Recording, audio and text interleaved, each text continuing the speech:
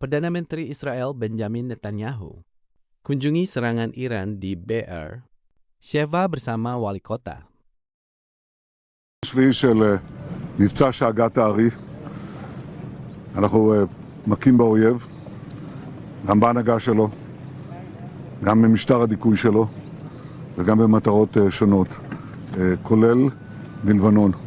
ראשית אני רוצה לשלוח את איחולי החלמה מלאה ומהירה לפצועינו, ביניהם בנו של ידידנו שר האוצר בצלאל סמוטריץ', ואני רוצה שחיילינו ופצועינו ידעו שהעם כולו עומד מאחוריכם.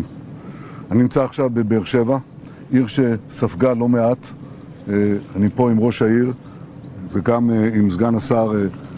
אני רוצה להגיד לך רוביק ולך גם אלמוג, אני מתפעל מכושר העמידה האיתנה של האזרחים.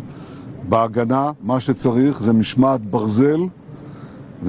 משמעת ברזל ועמידה איתנה, יש לנו את זה כאן בשפע. בהתקפה מה שדרוש זה שלושה דברים: קודם כל נחישות, שנית יוזמה, ושלישית תחבולה. כאלה יש לנו בשפע, כפי שהאויב כבר גילה, ואני מוסר לכם אזרחי ישראל, הוא עוד יגלה ביתר שאת.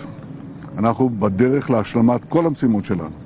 אנחנו שיקמנו את הפגיעה הקודמת שהייתה כאן בבית חולים סורוקה. אנחנו עומדים להשלים את השיקום שאמרנו רק לפני 6 חודשים, ואנחנו נשקם כל פגיעה כאן, נפצה כל מה שצריך, ויותר מזה, לא רק שנבנה מחדש, נשפר.